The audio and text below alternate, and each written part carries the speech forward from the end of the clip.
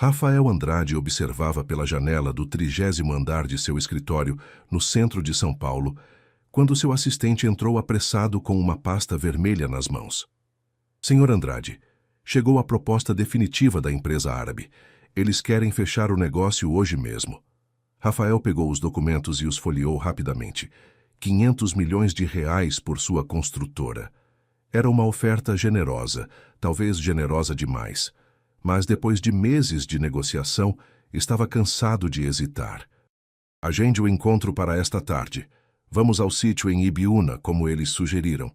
Senhor, tem certeza? Eles insistiram muito em que fosse lá. Disse que era por privacidade, mas... Está tudo certo, Fernando. É um negócio de R$500 milhão.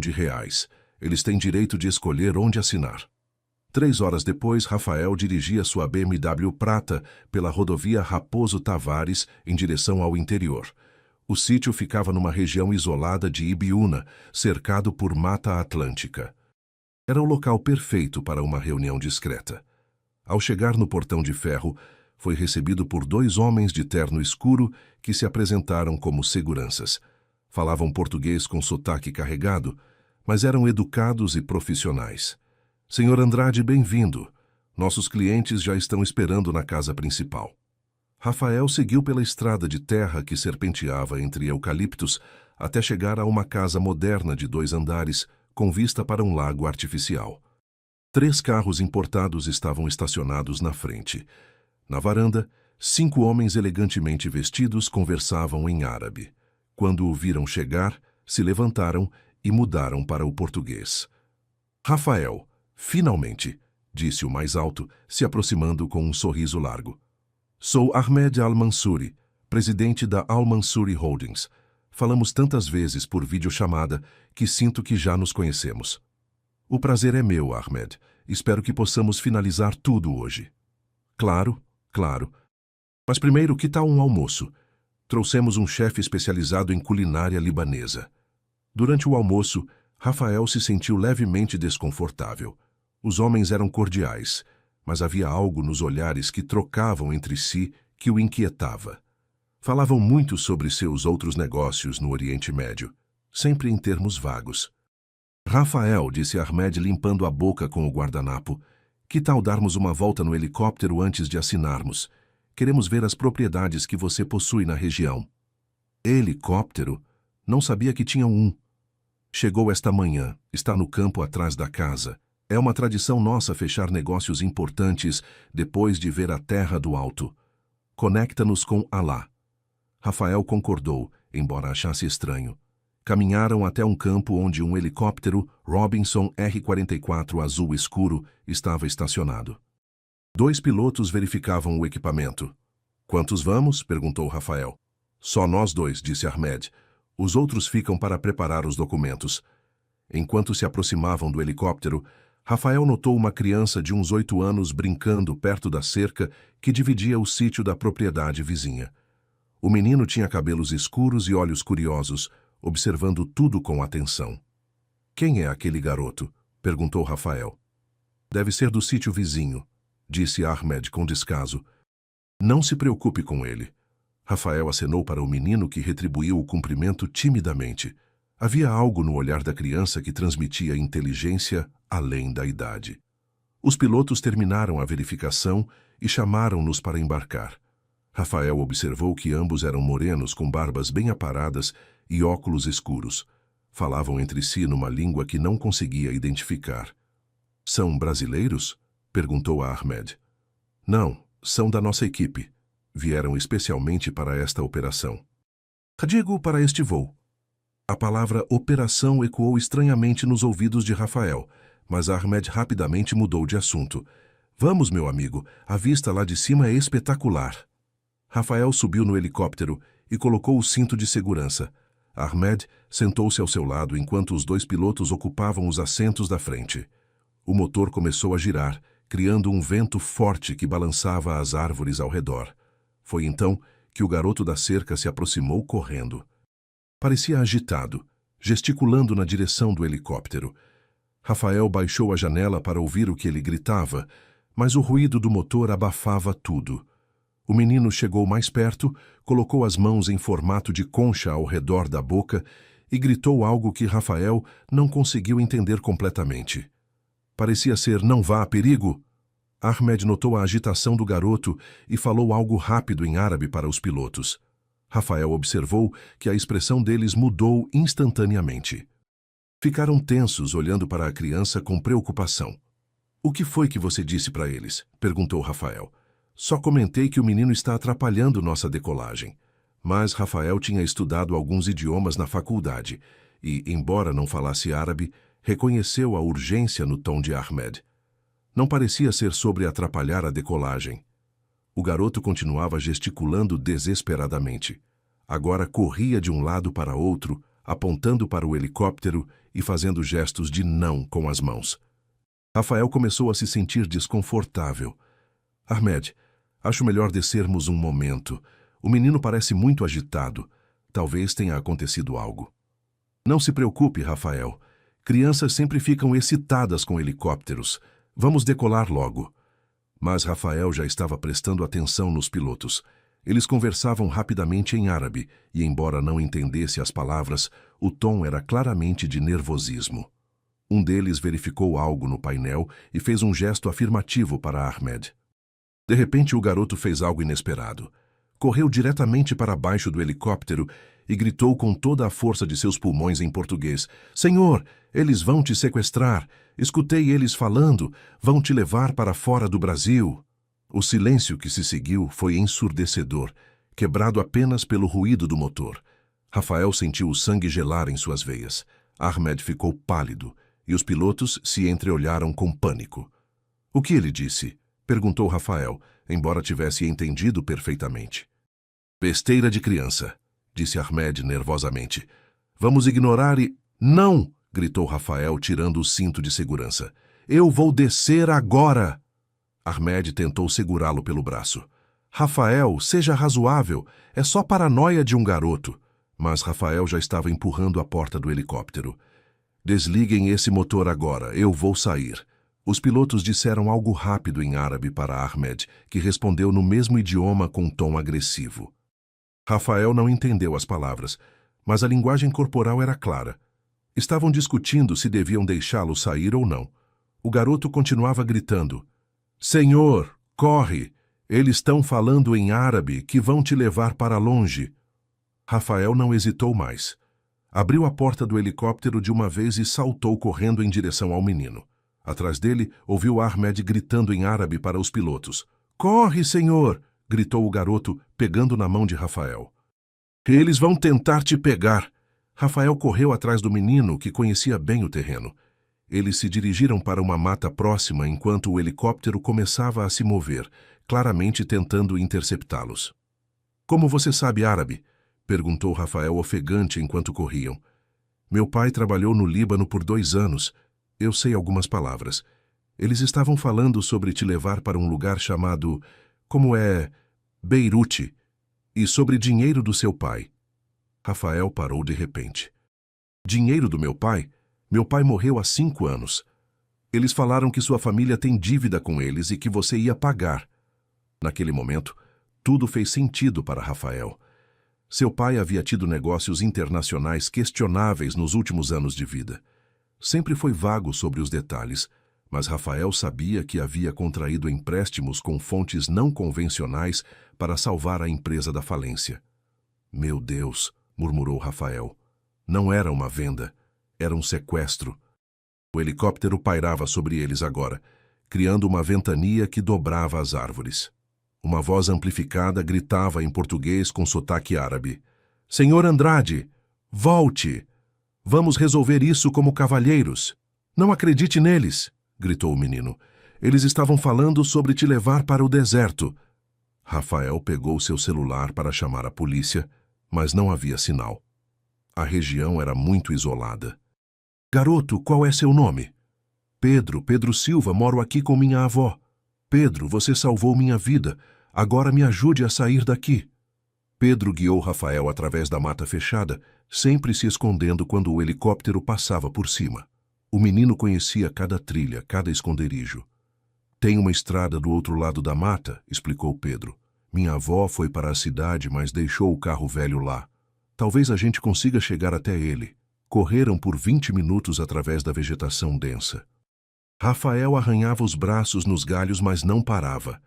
Atrás deles, ocasionalmente ouviam vozes gritando em árabe e português. Eles desceram do helicóptero, sussurrou Pedro. Estão vindo a pé. Como você tem certeza? Escuto eles falando. Meu pai me ensinou a reconhecer quando alguém fala árabe com raiva. Finalmente chegaram a uma pequena estrada de terra onde um Volkswagen Fusca azul dos anos 80 estava estacionado. Pedro correu para debaixo de uma pedra e pegou uma chave. Vovó sempre deixa aqui. Ela diz que bandido não rouba Fusca, velho. Rafael nunca tinha ficado tão feliz de ver um carro velho em sua vida. Pedro, apesar de ter apenas 8 anos, sabia dirigir o suficiente para tirar o carro da garagem. Aprendi vendo vovó, explicou orgulhoso, mas o senhor vai ter que dirigir na estrada. Rafael assumiu o volante e pisou no acelerador. O Fusca fez um barulho que parecia um trator, mas funcionou. Eles desceram a estrada de terra, levantando uma nuvem de poeira. No retrovisor, Rafael viu o helicóptero aparecer novamente, seguindo-os a baixa altitude. Eles ainda estão vindo, gritou Pedro. Segura firme, garoto. Rafael dirigiu como nunca havia dirigido em sua vida. O Fusca balançava e chacoalhava pela estrada esburacada, mas não parava. Pedro segurava firme no banco e gritava direções. Vira à esquerda aqui, tem uma ponte. Do outro lado tem mais casas. Eles atravessaram uma ponte de madeira sobre um riacho. Rafael olhou no retrovisor e viu que o helicóptero estava pairando do outro lado, como se não quisesse ser visto por outras pessoas. Acho que eles não querem testemunhas, gritou Rafael. É isso, vamos para a cidade, lá tem polícia. 40 minutos depois, eles chegaram ao centro de Ibiúna. Rafael estacionou na frente da delegacia e eles correram para dentro. O delegado, um homem de meia idade chamado Capitão Silva, os recebeu com desconfiança. Calma, calma. Sequestro? Helicóptero? Árabes? Que história é essa? Rafael explicou tudo rapidamente, enquanto Pedro complementava com detalhes que havia escutado. Capitão, disse Rafael, tirando seus documentos da carteira. Sou Rafael Andrade, da construtora Andrade. Podem verificar. Estes homens me levaram para um sítio isolado com a desculpa de fechar um negócio de 500 milhões de reais. O delegado verificou os documentos e sua expressão mudou. Andrade, conheço este nome. Sua empresa é bem conhecida. Por favor, capitão, precisa mandar uma equipe para aquele sítio agora. O delegado pegou o telefone e chamou reforços da Polícia Civil de São Paulo. Em 1 hora, 3 viaturas com policiais especializados estavam a caminho do sítio. Senhor Andrade, disse o delegado, vamos precisar que nos acompanhe para identificar o local. Eu vou também, disse Pedro determinado. Não, garoto, é muito perigoso. Mas eu conheço todos os caminhos. E se eles mudaram de lugar? Rafael olhou para Pedro. O menino havia arriscado tudo para salvá-lo. Era mais corajoso que muitos adultos que conhecia. Capitão, ele vem conosco. Sem ele, eu estaria a caminho do Oriente Médio agora. Façamos uma brincadeira para quem lê os comentários. Escrevam a palavra coragem na seção de comentários. Só quem chegou até aqui entenderá. Continuemos com a história. 2 horas depois, um comboio de 5 viaturas se dirigia para o sítio em Ibiúna. Rafael ia no carro da frente com o delegado, enquanto Pedro ia no segundo carro com uma policial feminina que cuidava de menores. Pedro, disse a policial, você tem certeza de que entendeu certo o que eles falaram em árabe? Tenho, sim. Meu pai me ensinou muitas palavras. Eles falaram saheb, que significa amigo, mas não de jeito carinhoso, e fulus katir, que é muito dinheiro, e safar, que é viajar. Rafael ficou impressionado. O garoto realmente conhecia o idioma. Quando chegaram ao sítio, encontraram apenas 2 carros. O helicóptero havia sumido, assim como Ahmed e a maioria dos homens. Ficaram só os seguranças, disse o delegado, depois que os policiais vasculharam a propriedade. E eles só falam português. Dizem que não sabem de nada sobre sequestro. Mas Pedro não desistiu. Tio policial, deixa eu procurar onde eles guardaram as coisas. O menino correu pela casa com a curiosidade natural das crianças. Em 15 minutos, gritou do segundo andar: Achei! Achei! Rafael e o delegado subiram correndo. Pedro estava num quarto que parecia um escritório temporário. Havia mapas do Oriente Médio na parede, documentos em árabe espalhados na mesa e, mais importante, uma pasta com o nome Operação Andrade, escrito em português. Meu Deus! Murmurou o delegado folheando os documentos. Isso aqui é um plano completo de sequestro. Os papéis revelavam tudo. A dívida do pai de Rafael com uma organização criminosa libanesa era real. Depois que ele morreu, eles decidiram cobrar do filho. O plano era sequestrá-lo durante um voo de helicóptero e levá-lo para fora do país. Senhor Andrade, disse o delegado sério, seu pai devia 8 milhões de dólares para estes homens. Pelo que está escrito aqui, eles planejavam te manter sequestrado até você transferir toda a sua empresa para eles. Rafael sentiu um calafrio. E se eu me recusasse? Melhor não pensarmos nisso. Pedro estava folheando outros papéis com curiosidade. Tio Rafael, olha isso. Tem um papel com nomes de outras pessoas. O delegado pegou a lista. Eram mais 15 empresários brasileiros, todos filhos de homens que haviam tido negócios com a mesma organização. Isso é maior do que pensávamos, disse o delegado. Vou ter que chamar a Polícia Federal. Nos dias seguintes, a investigação se expandiu. A Polícia Federal descobriu que a organização criminosa havia planejado uma série de sequestros de empresários brasileiros. Rafael foi o único que escapou, graças à coragem e inteligência de Pedro. O helicóptero foi encontrado abandonado num aeroporto privado em Campinas. Hamed e seus comparsas haviam fugido do país em um jato particular antes que a polícia chegasse. Pedro, disse Rafael uma semana depois, quando visitou o menino e sua avó no sítio. Como posso te agradecer por ter salvado minha vida? Não precisa de nada, tio Rafael. Foi legal, igual nos filmes. Mas Rafael tinha outros planos. Pedro, conversei com sua avó. Que tal você estudar numa escola boa em São Paulo? Posso pagar tudo. A avó de Pedro, Dona Maria, era uma senhora simples, mas digna. Senhor Rafael, isso é muito generoso, mas não posso aceitar caridade. Não é caridade, Dona Maria, é justiça. Pedro salvou minha vida e minha empresa. 500 milhões de reais estavam em jogo. Deixar ele estudar numa boa escola é o mínimo que posso fazer. Pedro pulou de alegria. Vovó, posso aprender mais idiomas, quero ser detetive. Detetive? Perguntou Rafael rindo. Quero pegar bandidos que falam em outras línguas. Rafael se ajoelhou na altura do menino. Pedro, você já é melhor detetive que muitos adultos que conheço. 6 meses depois, Pedro estava estudando no Colégio São Bento, uma das melhores escolas de São Paulo.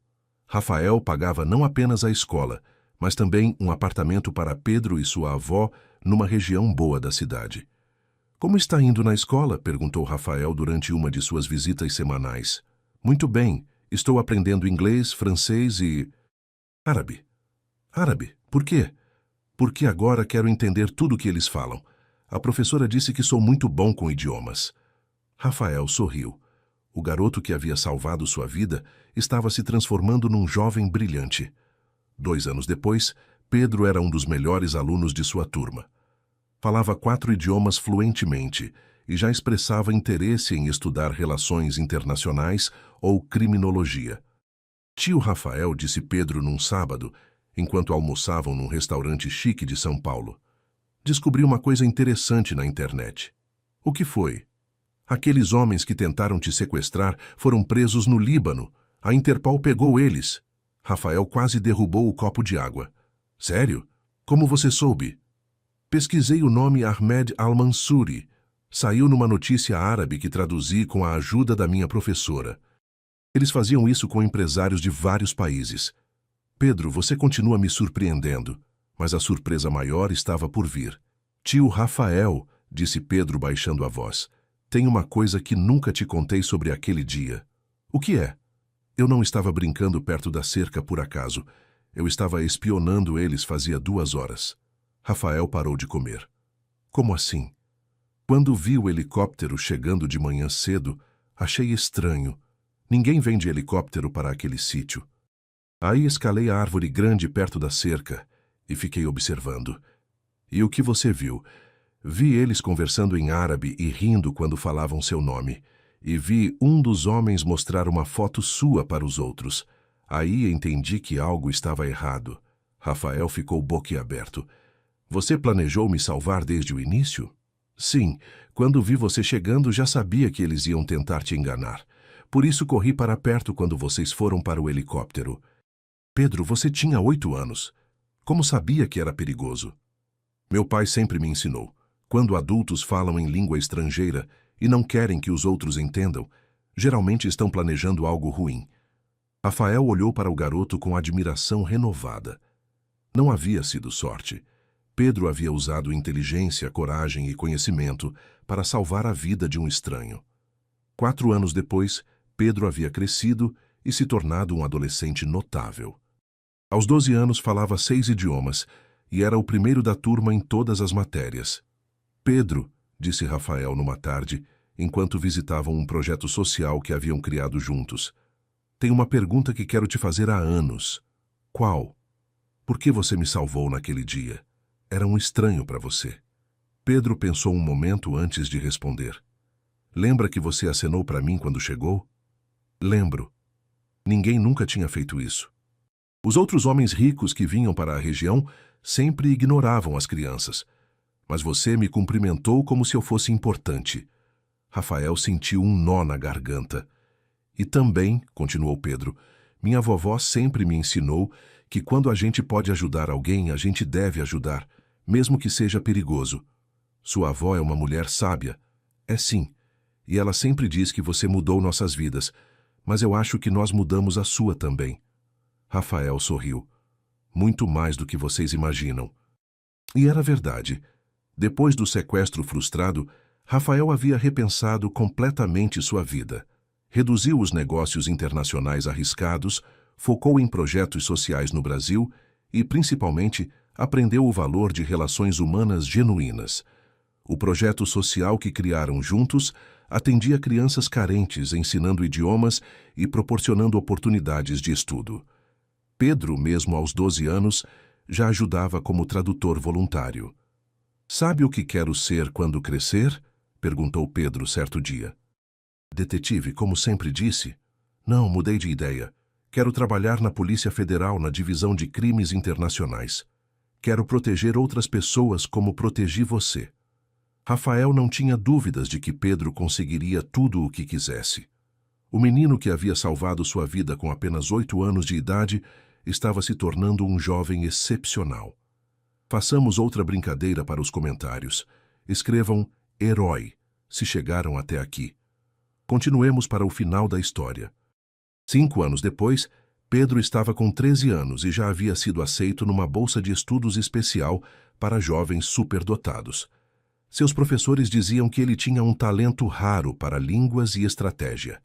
Tio Rafael, disse Pedro numa cerimônia de premiação da escola, quero te fazer uma pergunta séria. Diga, você ainda tem pesadelos com aquele dia? Rafael pensou antes de responder. Não, Pedro, não tenho pesadelos. Na verdade, sou grato por tudo ter acontecido. Como assim? Porque aquele dia me mostrou que as coisas mais importantes da vida não são os negócios ou o dinheiro, são as pessoas que se importam conosco. Pedro sorriu. E as pessoas corajosas o suficiente para fazer a coisa certa. Exatamente. Naquela noite, Rafael refletiu sobre como sua vida havia mudado completamente. De um empresário focado apenas em lucros, havia se tornado alguém genuinamente preocupado com o bem-estar dos outros. A construtora Andrade agora tinha uma divisão inteira dedicada a projetos habitacionais para famílias de baixa renda. Rafael havia se tornado um dos empresários mais respeitados do país, não apenas pelo sucesso financeiro, mas pela responsabilidade social. E tudo havia começado com um garotinho corajoso que escalou uma árvore para espionar homens suspeitos.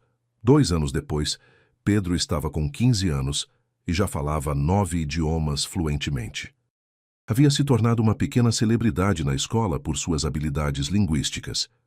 Pedro, disse Rafael durante uma festa de aniversário que organizaram para Dona Maria, há algo que quero te propor. O que é? Que tal passar um ano estudando fora? Tenho contatos em universidades que aceitam estudantes especiais. Você poderia estudar na França, nos Estados Unidos, no Japão. Pedro ficou pensativo. Posso escolher qualquer lugar? Qualquer lugar do mundo. Então escolho ficar no Brasil. Rafael ficou surpreso. Por que o mundo inteiro está disponível para você? Porque meu lugar é aqui, ajudando pessoas brasileiras. O Brasil tem muitos problemas que precisam de gente inteligente para resolver. Dona Maria, que escutava a conversa, sorriu orgulhosa. Meu neto sempre foi assim, coração brasileiro. Rafael sentiu uma emoção profunda. O garoto que havia salvado sua vida estava se tornando exatamente o tipo de pessoa que o país precisava. Naquela noite, Pedro fez uma revelação que surpreendeu a todos. Tio Rafael, tenho uma confissão a fazer. Qual? Aquele dia que eu te salvei, eu não foi a primeira vez que fiz isso. Como assim? 6 meses antes, um homem diferente veio para o mesmo sítio. Ele não falava português muito bem, mas era educado. Eu vi outros homens tentando enganá-lo também. E o que você fez? Avisei ele que os papéis que iam fazer ele assinar estavam errados. Ele escapou também. Rafael ficou boquiaberto. Pedro, você estava salvando pessoas antes mesmo de me conhecer? Minha vovó sempre disse que se a gente vê algo errado acontecendo e não faz nada, somos cúmplices. Dona Maria assentiu. Ensinei isso para ele desde pequeno. Se você pode ajudar, você deve ajudar. Rafael compreendeu então que não havia encontrado Pedro por acaso. O menino já era um protetor natural, alguém que instintivamente defendia os mais vulneráveis. No último ano do ensino médio, Pedro havia se tornado uma lenda viva na escola. Professores de várias universidades vinham especificamente para conhecê-lo. Pedro, disse Rafael numa tarde, todas as melhores universidades do país querem você. USP, UFRJ, PUC, qual vai escolher? Já decidi, vou para a Academia Nacional de Polícia. Polícia? Mas você pode ser qualquer coisa. Diplomata, empresário, professor universitário. Quero ser policial federal. Especificamente, quero trabalhar com crimes transnacionais. Quero proteger pessoas como protegi você. Rafael percebeu que não deveria tentar dissuadi-lo. Pedro havia encontrado sua vocação desde os 8 anos de idade. 3 anos depois, Pedro estava entre os primeiros da turma na academia de polícia. Aos 18 anos, já era considerado um prodígio em investigações internacionais.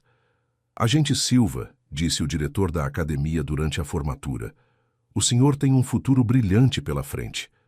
Já recebemos pedidos de várias delegações para trabalhar com você após a formatura. Obrigado, senhor, mas quero começar aqui no Brasil mesmo. Rafael estava na plateia, orgulhoso como se Pedro fosse seu próprio filho. Dona Maria, agora com 75 anos, chorava de emoção. Após a cerimônia, Pedro se aproximou de Rafael. Tio Rafael, tem uma última coisa que quero te contar sobre aquele dia há 10 anos. O que é? Quando eu estava na árvore espionando aqueles homens, escutei eles falando não só sobre você, mas sobre uma lista de outras pessoas que iam sequestrar. Eu sei, a polícia encontrou a lista. Mas tem uma coisa que nunca contei para ninguém. Eu decorei todos os nomes. Rafael ficou atônito. Você lembra dos nomes até hoje? Todos os 15. E nos últimos 10 anos, de vez em quando, eu pesquisava na internet para ver se algum deles havia sido sequestrado ou se havia acontecido algo suspeito. E descobriu alguma coisa? Sim. 3 deles desapareceram misteriosamente nos últimos 5 anos. Um no Rio de Janeiro, um em Belo Horizonte e um em Recife. Rafael sentiu um calafrio. Pedro, você está dizendo que aquela organização continuou operando, mesmo depois de serem presos no Líbano. Eles devem ter outros grupos trabalhando aqui no Brasil. Você contou isso para alguém? Agora que me formei, vai ser minha primeira investigação oficial. Já tenho autorização do meu superior para montar um dossiê completo. Rafael olhou para o jovem que havia conhecido como uma criança de 8 anos. Pedro havia se tornado exatamente o que prometera. Um protetor, um investigador, um herói silencioso. Pedro, disse Rafael com voz emocionada, Você salvou minha vida 2 vezes. Uma naquele dia no helicóptero e outra ao me ensinar o que realmente importa na vida. Como assim a segunda vez? Você me mostrou que uma pessoa, não importa a idade, pode fazer a diferença no mundo. Que coragem e inteligência são mais importantes que dinheiro ou poder. Pedro sorriu. Aprendi isso com a minha vovó, e agora quero ensinar para outras pessoas. 2 anos depois, o agente Pedro Silva havia se tornado uma lenda na Polícia Federal. Sua primeira grande operação resultou na prisão de 17 pessoas envolvidas numa rede internacional de sequestros que operava em 5 países da América Latina. Agente Silva, disse o delegado federal Roberto Mendes, como conseguiu desmantelar uma operação tão complexa em tão pouco tempo? Senhor, começou com uma lista de nomes que decorei há 12 anos. O resto foi conectar os pontos. A operação ficou conhecida como Operação Helicóptero, em homenagem ao caso que havia iniciado tudo. Pedro havia provado que aqueles 3 empresários desaparecidos eram mesmo vítimas da mesma organização que tentara sequestrar Rafael. Pedro, disse Rafael durante uma entrevista que deram juntos para um programa de televisão, qual é o seu próximo objetivo? Quero criar uma divisão especial da Polícia Federal focada em proteger empresários brasileiros de crimes transnacionais. Muitas vezes, eles não sabem que estão sendo alvejados até ser tarde demais. E como fazer isso? Educação e prevenção. Ensinar os sinais de perigo, criar protocolos de segurança, treinar pessoas para reconhecer golpes sofisticados. O apresentador do programa fez uma pergunta que pegou ambos de surpresa. Senhor Rafael, se pudesse voltar no tempo, mudaria alguma coisa daquele dia? Rafael pensou por um momento. Não mudaria nada. Aquele dia terrível se transformou na melhor coisa que já aconteceu na minha vida. Por quê? Porque me fez conhecer a pessoa mais corajosa e íntegra que já encontrei. E me ensinou que os verdadeiros heróis, às vezes, têm apenas 8 anos de idade. Pedro, agora com 20 anos, havia se tornado o policial federal mais jovem da história a receber uma condecoração por bravura. Mas para ele, a maior recompensa era saber que estava protegendo pessoas inocentes. Vovó, disse Pedro numa noite, enquanto jantavam no apartamento que Rafael havia comprado para eles. Às vezes penso no que teria acontecido se eu não tivesse escalado aquela árvore naquele dia. Dona Maria, agora com 77 anos, mas ainda lúcida e enérgica, sorriu. Meu filho, você escalou aquela árvore porque é quem você é. Sempre foi protetor desde pequeninho. Como assim? Lembra quando você tinha 5 anos e viu aqueles meninos maiores batendo num cachorrinho? Você enfrentou eles mesmo sendo menor. Lembro vagamente. E quando tinha 6 anos e viu a vizinha sendo enganada por uns homens que queriam vender um terreno falso, você me chamou para avisar ela. Pedro nunca havia pensado nisso dessa forma. Quer dizer que eu sempre fui assim? Sempre. Seu coração é grande, meu neto. E o que você fez pelo Sr. Rafael foi só o que faria por qualquer pessoa em perigo. Naquela noite, Pedro refletiu sobre as palavras de sua avó. Talvez sua vocação para proteger outros não tivesse começado naquele dia no helicóptero. Talvez fosse simplesmente quem ele era.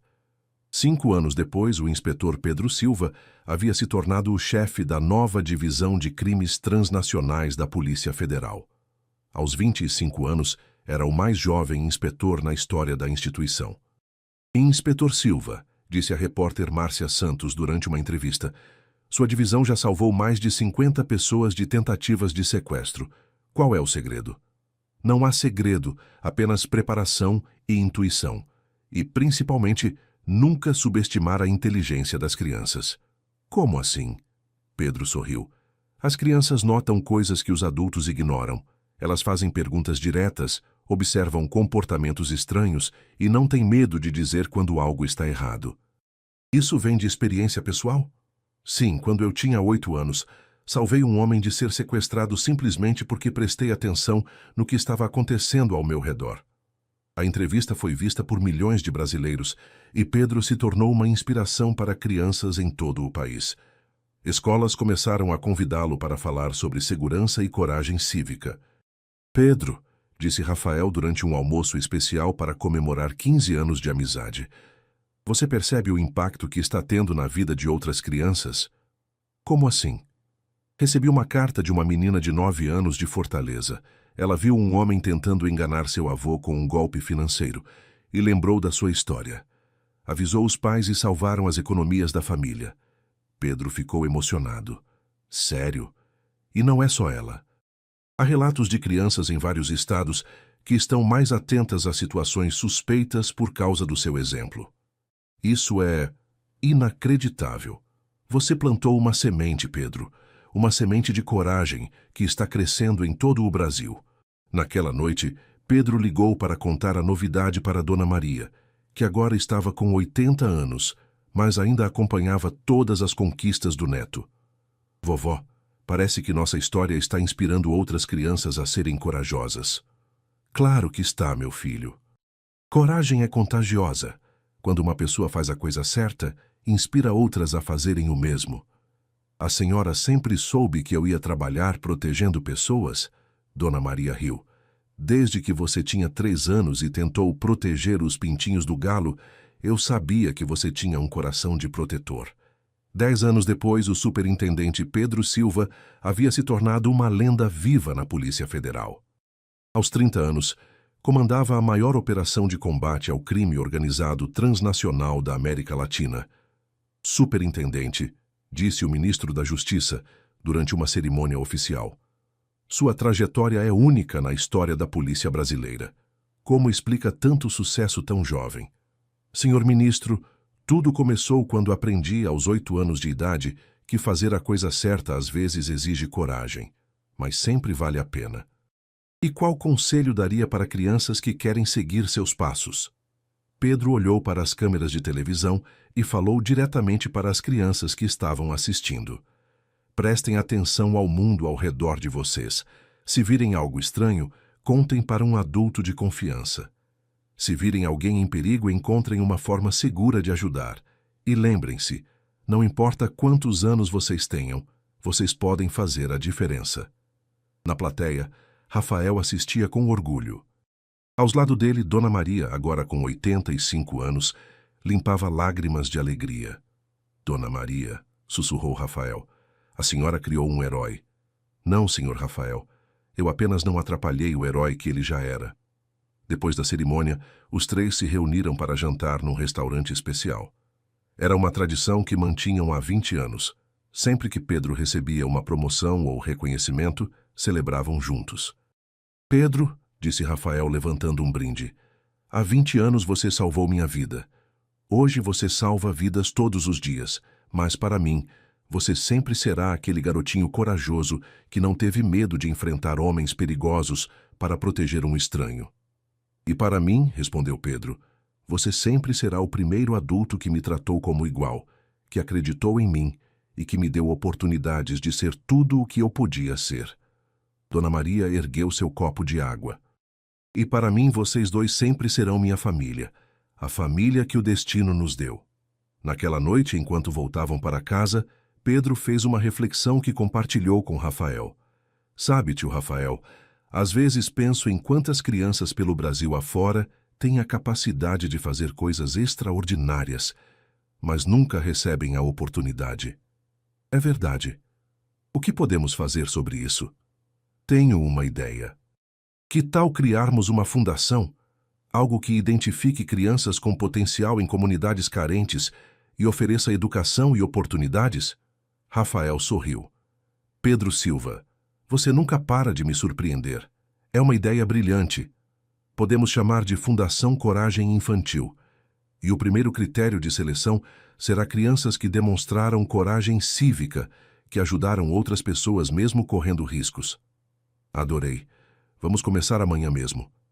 E assim nasceu mais um projeto que mudaria a vida de milhares de crianças brasileiras. Tudo porque, 20 anos antes, um garotinho de 8 anos teve a coragem de fazer a coisa certa. Epílogo, 5 anos depois. Pedro, agora com 35 anos e diretor-geral da Polícia Federal, estava em seu gabinete em Brasília quando recebeu uma ligação que o fez sorrir. Superintendente Silva, Aqui é a delegacia de Ibiúna.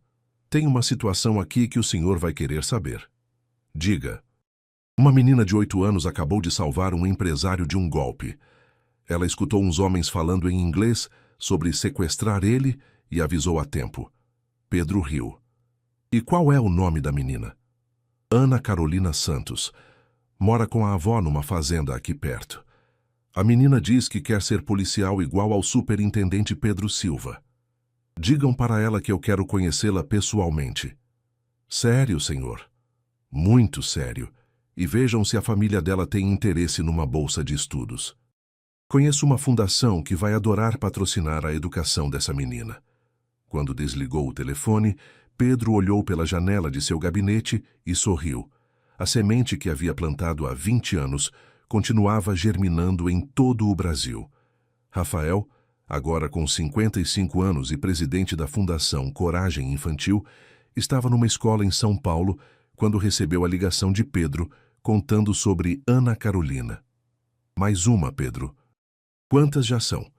Esta será a 237ª criança que nossa fundação vai patrocinar. E todas por demonstrarem coragem cívica.